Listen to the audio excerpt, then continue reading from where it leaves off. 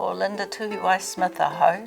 I have an interesting journey through Awanuiārangi, and to know that journey you need to know who my father is, Hirini Moko Mead.